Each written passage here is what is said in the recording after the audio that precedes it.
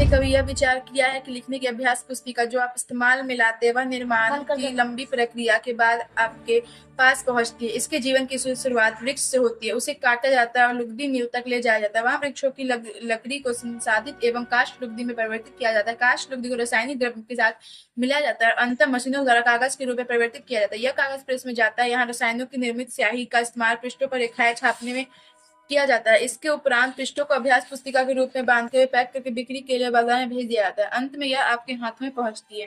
द्वितीय क्रियाकलाप या विनिर्माण में कच्चे माल को लोगों के लिए अधिक मूल्य के उत्पादों के रूप में परिवर्तित किया जाता है। जैसा कि आपने देखा, लुगदी कागज के रूप में और कागज अभ्यास पुस्तिका के रूप में, ये विनिर्माण प्रक्रिया के दो चरणों को प्रदर्शित करता है। उद्योग का संबंध आर्थिक गतिविधि से है, जो कि वस्तुओं के उत्पादन, खनिजों के निष्कर्षण अथवा सेवाओं की व्यवस्था में से संबंधित है। इस प्रकार लोहा और इस्पात उद्योग वस्तुओं के उत्पादन से संबंधित है।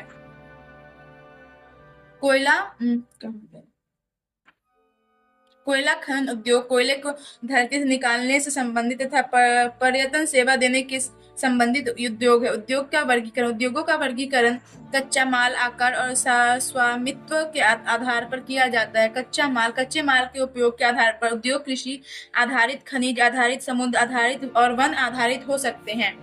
कृषि आधारित उद्योग कच्चे माल के रूप में वनस्पति और जंतु आधारित उत्पादों का उपयोग करते हैं। खाद्य संसाधन, वनस्पति तेल, सूती वस्त्र, डेयरी उत्पाद और चर्म उद्योग कृषि आधारित उद्योगों के उदाहरण है। खनिज आधारित उद्योग प्राथमिक उद्योग है जो खनिज अयस्कों का उपयोग कच्चे माल के रूप में करते हैं। उन उद्योगों के उत्पाद अन्य उद्योगों का पोषण करते हैं। अयस्क से निर्माण लोहा खनिज आधारित उद्योग का उत्पाद है। यह कोई अन्य उत्पादों के विनिर्माण के लिए कच्चे माल के रूप में प्रयुक्त किया जाता है, जैसे भारी मशीनों, भवन निर्माण सामग्री तथा रेल के डिब्बे बनाने में। समुद्र आधारित उद्योग सागरों और महासागरों से प्राप्त उत्पादों का उपयोग कच्चे माल के रूप में करते हैं। समुद्री खाद्य प्रसंस्करण उद्योग और मत्स्य निर्माण इसके कुछ उदाहरण है। वन आधारित उद्योग वनों से प्राप्त उत्पाद का उपयोग कच्चे माल के रूप में करते हैं। लुगदी एवं कागज, औषध, रसायन, फर्नीचर, भवन निर्माण वनों से संबंधित उद्योग है। आकार उद्योग के आकार का तात्पर्य निवेश की गई पूंजी की राशि या नियोजित लोगों की संख्या उत्पादन की मात्रा से है। आकार के आधार पर उद्योगों को दो भागों में बांटा जा सकता है: लघु आकार के उद्योग और बृहत आकार के उद्योग।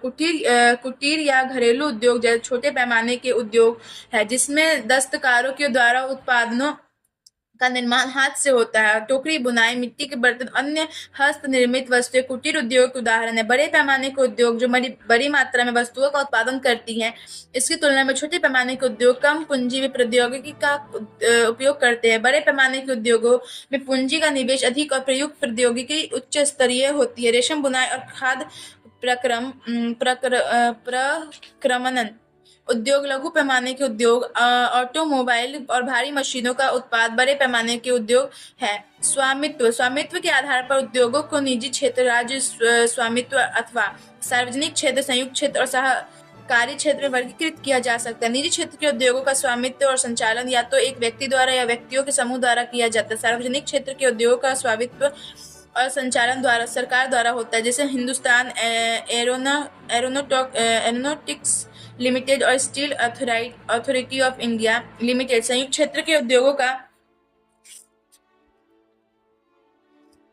का स्वामित्व और संचालन राज्यों, व्यक्तियों अथवा व्यक्तियों के समूह द्वारा होता है। मारुति उद्योग लिमिटेड संयुक्त क्षेत्र के उद्योग का एक उदाहरण है। सहकारी क्षेत्र के उद्योगों का स्वामित्व और संचालन कच्चे माल के उत्पादकों और पूर्तिकारों, कामगारों अथवा दोनों द्वारा होता है। आनंद मिल्क यूनियन लिमिटेड एवं सुधा डेयरी सहकारी उपक्रम के उत्तम उदाहरण है। उद्योग की अवस्थिति को प्रभावित करने वाले कारक ये कारक जो उद्योगों की अवस्थिति को प्रभावित करते हैं: कच्चे माल की उपलब्धता, भूमि, जल, श्रम, शक्ति, पूंजी, परिवहन और बाजार है। उद्योग उन्हीं स्थानों पर केंद्रित होते हैं जहां इनमें से कुछ या ये सभी कारक आसानी से उपलब्ध होते हैं। कभी कभी सरकार कम दाम पर विद्युत उपलब्धता, कम परिवहन लागत तथा अन्य संरचना और जैसे प्रोत्साहन प्रदान करती है, ताकि पिछड़े क्षेत्रों में भी उद्योग स्थापित किया जा सके। औद्योगिकरण से प्रायः नगरों और शहरों का विकास एवं वृद्धि होती है। औद्योगिक तंत्र में निवेश, प्रक्रम और निर्गत निर्गत शामिल है। निवेश के कच्चे माल, श्रम और भूमि की लागत, जल की उपलब्धता, परिवहन, विद्युत और अन्य संरचना में शामिल है। प्रक्रम में कई तरह के क्रियाकलाप शामिल है जो कच्चे माल को परिष्कृत माल में परिवर्तित करते हैं। निर्गत अंतिम उत्पाद और इससे अर्जित आय सूती वस्त्र उद्योग के संदर्भ में कपास, मानव श्रम, कारखाना और परिवहन लागत निवेश हो सकता है। प्रक्रमों में उटाई, कटाई, बुनाई, रंगाई और छपाई शामिल है। कमीज जिसे आप पहनते हैं वह उत्पादन है।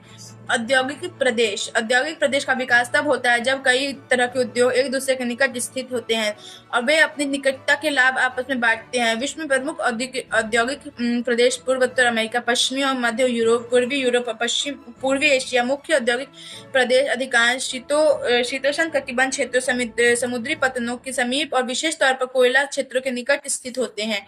भारत के अनेक औद्योगिक प्रदेश है जैसे मुंबई, पुणे समूह, बेंगलोर, तमिलनाडु प्रदेश, हुगली प्रदेश यानी कि कैलकाटा, अहमदाबाद, वडोदरा प्रदेश, छोटा नागपुर औद्योगिक प्रदेश, विशाखापट्टनम, गुंटूर औद्योगिक प्रदेश, गुड़गांव, दिल्ली, मेरठ औद्योगिक प्रदेश और कोलम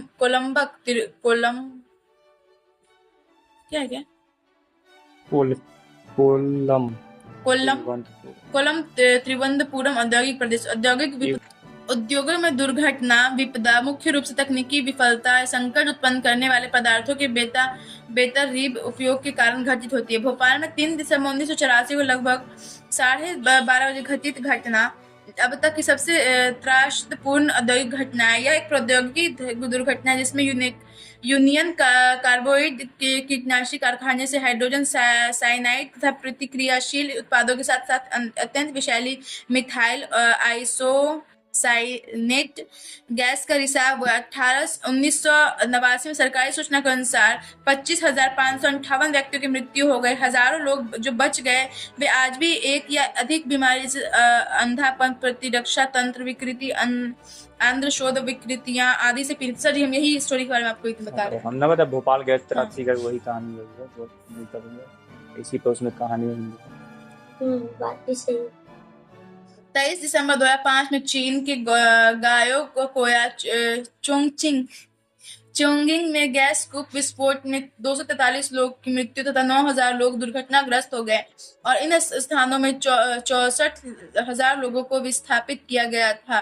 कई लोग विस्फोट के बाद न भाग सकने के कारण मर गए। जो इस समय भाग पाए उनकी आंखें, त्वचा, फेफड़े गैसें से क्षतिग्रस्त हो गए। प्रमुख उद्योगों का वितरण। विश्व के प्रमुख उद्योग लोहा इस्पात उद्योग, सूती वस्त्र उद्योग और सूचना प्रौद्योगिकी उद्योग है। लोहा इस्पात उद्योग और वस्त्र उद्योग काफी पुराने उद्योग है, जबकि सूचना प्रौद्योगिकी का एक नया उभरता हुआ उद्योग है। वे देश जिसमें लोहा इस्पात उद्योग अवस्थित है: जर्मनी, संयुक्त राज्य अमेरिका, चीन, जापान और रूस। वस्त्र उद्योग भारत, हांगकांग, दक्षिण कोरिया, जापान और ताइवान में केंद्रित है। सूचना प्रौद्योगिकी का उद्योग के मुख्य केंद्र मध्यवर्ती कैलिफोर्निया, सिलिकॉन घाटी में और भारत में बेंगलुरु प्रदेश में है। क्या आप जानते हैं उभरते हुए उद्योग सनराइज उद्योग के नाम से भी जाने जाते हैं। इनमें से कुछ प्रौद्योगिकी, स्वास्थ्य लाभ, सत्कार और ज्ञान से संबंधित होते हैं।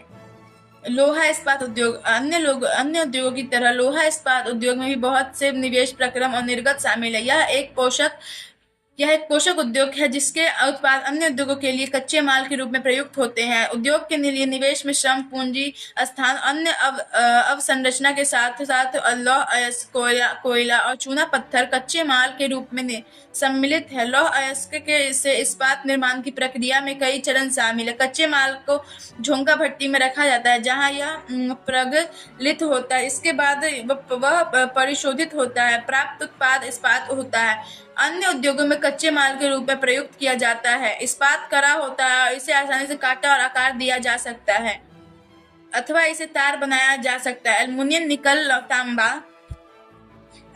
निकल, तांबा जैसे अन्य धातु को थोड़ी थोड़ी मात्रा में इस्पात में मिलाकर इसकी मिश्र धातु बनाई जा सकती है।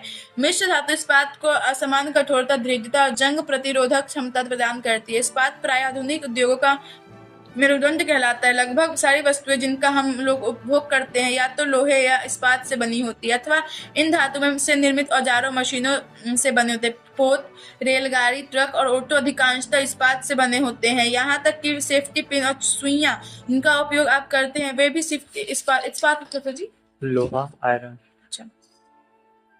तेल कूप इस्पात से बनी मशीनों के विद्युत किए जाते हैं। इस्पात की पाइपलाइन से तेल परिवहित किया जाता है। खनिजों का खनन इस्पात के उपकरणों और से होता है। खनिज के तंत्र प्रायः इस्पात से बने होते हैं। विशाल भवनों का ढांचा इस्पात का बनाया जाता है। 1800 ईस्वी के पूर्व इस्पात उद्योग जो वहां स्थित थे जहां कच्चा माल, विद्युत आपूर्ति और बहता जल आसानी से उपलब्ध थे। बाद में उद्योग के लिए आदर्श स्थिति कोयला क्षेत्र के समीप, नहरों और रेलवे के निकट थी।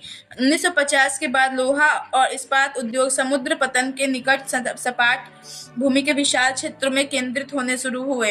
ऐसा इसलिए क्योंकि इस्पात निर्माण का कार्य उस समय तक बहुत विशाल हो गया और लौह विदेशों में आयात करना पड़ता था। भारत में लोहा इस्पात उद्योग कच्चा माल, सस्ते श्रमिक, परिवहन और बाजार का लाभ लेते हुए विकसित हुए। सभी महत्वपूर्ण इस्पात उत्पादक केंद्र जैसे भिलाई, दुर्गापुर, बरनपुर, जमशेदपुर, राउरकेला, बोकारो एक ही प्रदेश में स्थित है जो 4 राज्यों में फैले हैं। वे 4 राज्य पश्चिम बंगाल, झारखंड, उड़ीसा और छत्तीसगढ़ है। भद्रावती और विजयनगर कर्नाटक में, विशाखापट्टनम आंध्र प्रदेश में, सलेम तमिलनाडु में। अन्य महत्वपूर्ण इस्पात के केंद्र जो स्थानीय संसाधनों का उपयोग कर रहे हैं। जमशेदपुर 1947 से पूर्व भारत में केवल एक इस्पात का कारखाना था, टाटा आयरन एवं स्टील कंपनी लिमिटेड। किसको यह निजी स्वामित्व के में था। स्वतंत्रता के पश्चात सरकार ने यह कार्य अपने हाथ में लिया और बहुत से लोहा इस्पात संयंत्र स्थापित किए। झारखंड में स्वर्ण रेखा और खरकई नदियों के संगम के समीप साकची में सन 1907 में टिस्को की शुरुआत की गई थी। बाद में साकची का नाम बदलकर जमशेदपुर रखा गया। भौगोलिक रूप से जमशेदपुर देश में लोहा इस्पात केंद्र के रूप में सर्वाधिक सुविधाजनक स्थान है।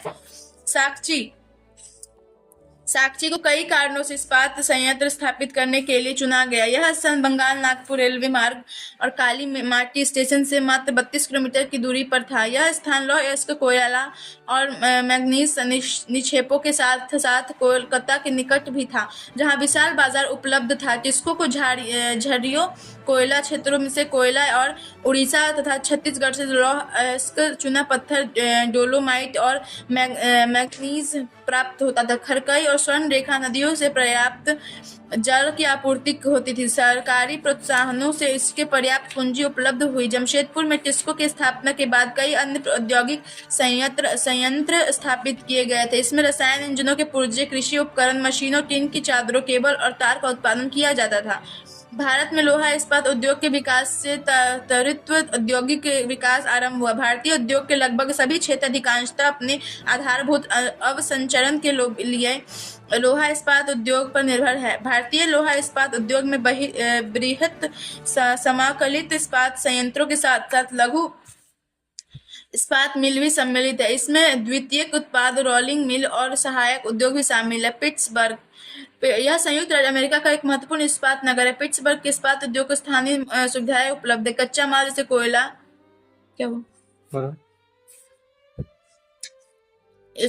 जैसे कोयला पिट्सबर्ग में ही उपलब्ध है, जबकि लौह अयस्क मिनोटेस की लोहे की खानों से प्राप्त होता है जो पिट्सबर्ग से लगभग 1500 किलोमीटर दूर है। इन खानों को पिट्सबर्ग के बीच नौ परिवहन का सर्वोत्तम मार्ग ग्रेट लेक्स जल मार्ग आता है। यह अयस्क के नौ परिवहन हेतु रास्ता सस्ता मार्ग है। ग्रेट लेक्स वे से पिट्सबर्ग क्षेत्र तक लौह अयस्क रेलगाड़ियों से लाया जाता है। ओहियो, मोनोगहेला और एलेंगनी नदियों से पर्याप्त जल प्राप्त होता है। आज पिट्सबर्ग में बहुत कम बड़ी इस्पात मिल है। ये इस मिल पिट्सबर्ग के ऊपर मोनोगहेला और एलेंगनी नदी की घाटियों में तथा पिट्सबर्ग के नीचे ओहियो नदी के परिष्कृत इस्पात स्थल और जल दोनों मार्गों द्वारा बाजार में भेजा जाता है। पिट्सबर्ग क्षेत्र में इस्पात मिलों के अतिरिक्त कई अन्य कारखाने हैं। ये रेल पटरी उपकरण और भारी मशीनों के उत्पादन में इस्पात का प्रयोग कच्चे माल के रूप में करते हैं। ग्रेट लेक के नाम सुपीरियर, ह्यूरोन, ओंटारियो, मिशिगन और ईरी है। इन 5 झीलों में सुपीरियर झील सबसे बड़ी है जो अन्य की तुलना में उच्च ऊर्ध्व प्रवाह पर स्थित है। पीछे भी अमेरिका के 5 बड़ा झील का नाम है, बहुत फेमस है, बहुत